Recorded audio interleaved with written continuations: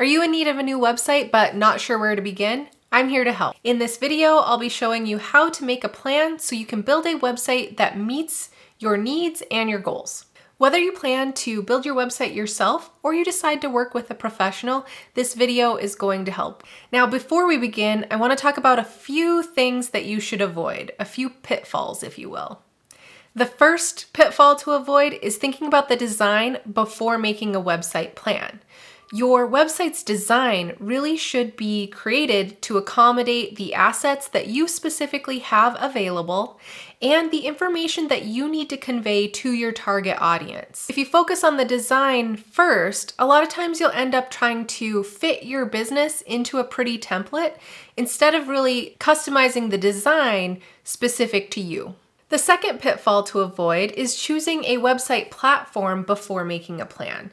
If you plan first, you're going to have a better framework for matching your specific needs to the platform that will work best for you.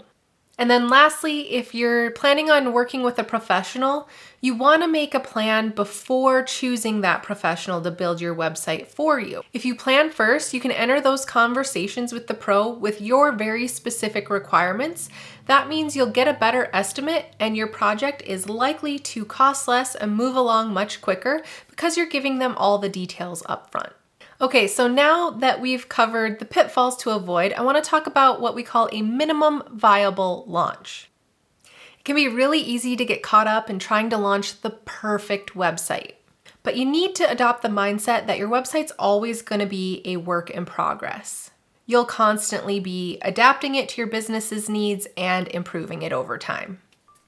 So consider, what is the minimum amount of content and functionality that you truly need to get online with? And then just know that you're going to make it better over time.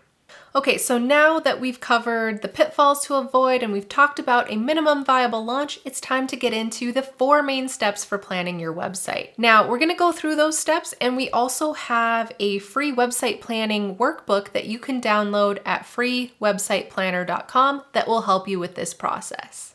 All right, so step 1 is technical details and feature needs. So I like to start by logging some basic information, note what your domain is, your .com, .org, .net, where your website's gonna live online, and start compiling your social handles so you can add those to your website when you're ready. Then consider what your website needs to do. This will help you think through your feature needs. So if you're gonna publish content, then you probably need a blog feature. If you're going to take payments, you need a payment processor. Some features may actually come in the form of third-party integrations. For example, if you want to have a newsletter sign up, you might integrate your email sign-up form from your e-newsletter platform like MailChimp or ConvertKit. If you want to book appointments on your website, then you might integrate with a tool like Calendly to do so. If there are specific online tools you plan to use in your business, make a note of that and consider if they can integrate with your website too. In step 2, we want to compile our business information. Here we want to think about the customer and how we're going to communicate the value of our business to them. So I like to start by defining the ideal customer, or who is most likely to resonate with your products and services. To do so, I like to use this simple fill-in-the-blank statement. It says, as a type of person, I want some goal so that some reason. And you're going to fill that out from the perspective of your ideal customer. For example, a health coach might fill this out as a busy working parent, I want to feel fit and healthy so that I have more energy to play with my kids after work. Now, not every health coach would fill that out the same way because every health coach has a different clientele that they appeal to, right?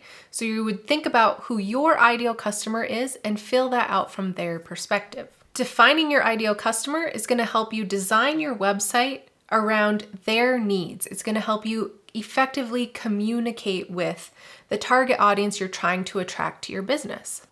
Next, tell your customers why they should choose your business over others by coming up with an overarching key benefit statement. Here's a good one from Freedom Tax. It says, get the maximum refund owed to you. That's pretty compelling to any of us who pay taxes, right? Once you've done those 2 things, compile an outline of an overview of your business and all of your products and services. And while you're writing descriptions for those things, Make sure that you have your ideal customer in mind and you're using language to reiterate how your products and services can benefit them. It's also a good time to determine what your primary call to action is. So what do you want your website visitors to do to start working with you? You might want them to buy a specific product, sign up for an initial consultation, request a quote. It could be any number of things, right? What is the number one thing you want them to do?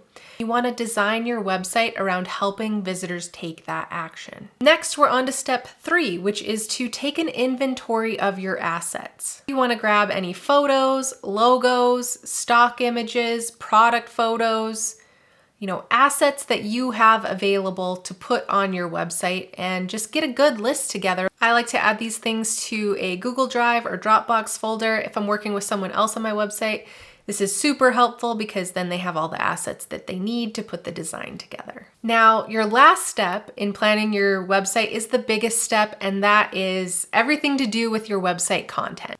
You have to decide what content your website needs and how to organize it on the site. So you'd want to start with a basic outline or what we would call a sitemap. You'll need a home page, and then most businesses also need an about page and a contact page. The other main pages really depend on your business. You might include things like services, shop, pricing, FAQs, but you can get even more specific for your business. For example, if I were an accountant, I might have a menu item for tax preparation and another for bookkeeping services. If I were an e-commerce company and I were selling apparel, maybe I'm going to have my categories in the menu. I'm going to have tops, bottoms, shoes, accessories, so I make it easy for my customers to get into the category they want to shop. If you'll be producing blog content, then you're going to also want a blog page or a resources section. Once you have that outline, you can start developing the content to correspond with the pages that you've outlined. Your homepage is a really important piece of the puzzle. I like to anchor the top of the homepage with an image that I think will appeal to my ideal customer, a headline that ties into my key benefit statement, include some supporting text to help back up that key benefit, followed by the call to action. So what do you want them to do? This formula works for many different types of businesses. It's also ideal to include some customer testimonials if you have those available. Then refer back to your outline. Your homepage can have little snippets or summaries of those main pages, linking off to the primary pages for more information. Once you have a good idea of what you're going to put on your homepage, go back to your outline and start developing content for all those interior pages. Write out the headlines and text for each page and make notes for any visual assets you plan to include. So it might be images, infographics, videos you have available, etc. Again, make sure you're continually communicating to your ideal customer on all of these pages, and be sure you're telling them what to do when they are ready to take action. Make sure your primary call to action is always easy to access. After you get through all of that, congratulations, you have a website plan. Now you can go back and find a platform that's going to meet your specific needs, or you have a comprehensive plan that you can hand over to a professional, ensuring a smooth website building project. Don't forget, you can download the free website planner to help you with this process. That's available at freewebsiteplanner.com.